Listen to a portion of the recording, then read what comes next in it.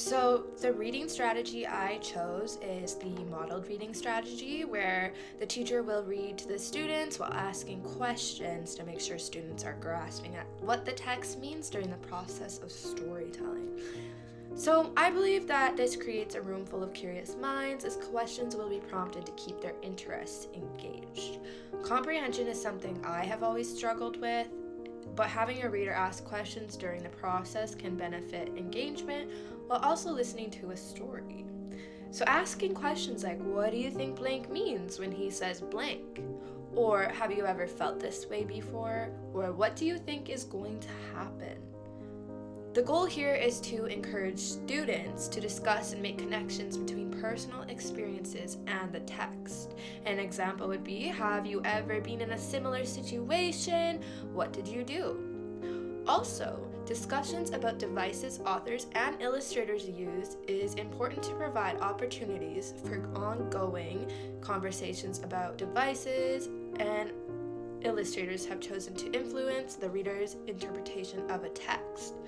So, discussion about these choices and the possible reasons for them will give early readers a deeper understanding of the impact the choices may have on their interpretations of text.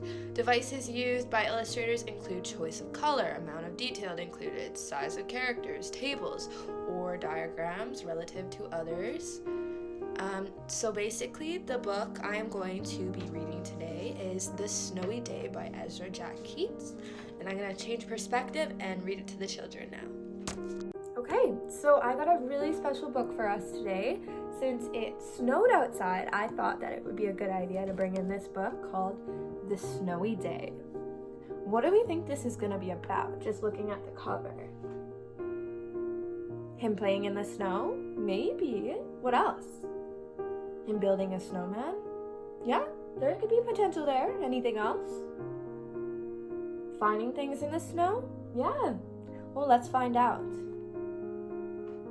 One winter morning, Peter woke up and looked out the window. Snow had fallen during the night.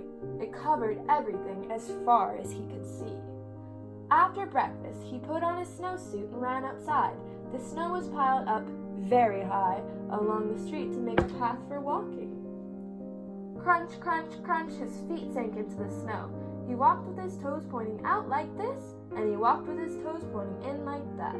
Then he dragged his feet slowly to make these tracks, and he found something sticking out of the snow that made a new track.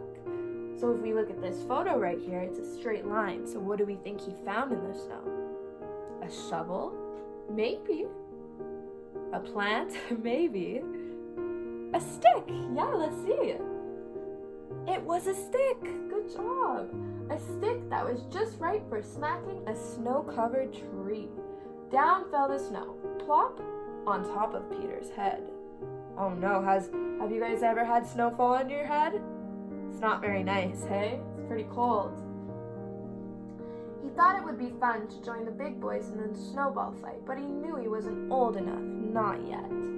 So he made a smiling snowman and he made angels.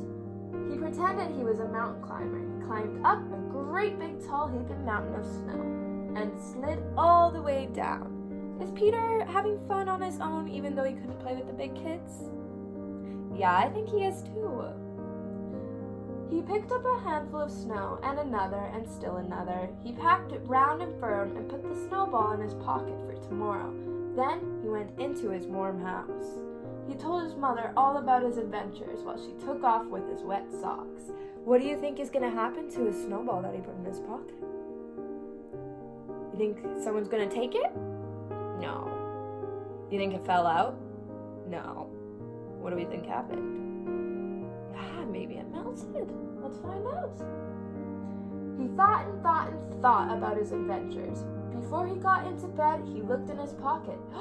His pocket was empty. The snowball wasn't there. He was very sad.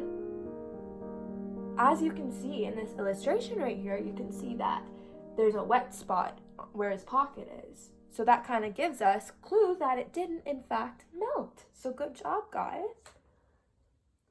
While he slept, he dreamed that the sun had melted all the snow away, but when he woke up, his dream was gone. The snow was still everywhere. New snow was falling. Do we think Peter is happy that the snow is falling? Yeah, I think so too. Do you guys? Do you guys prefer when it's snowing or when it's melting? Melting? Too cold, hey?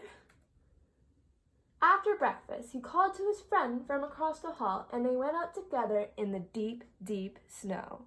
The end. What did we think about that story, guys? Like,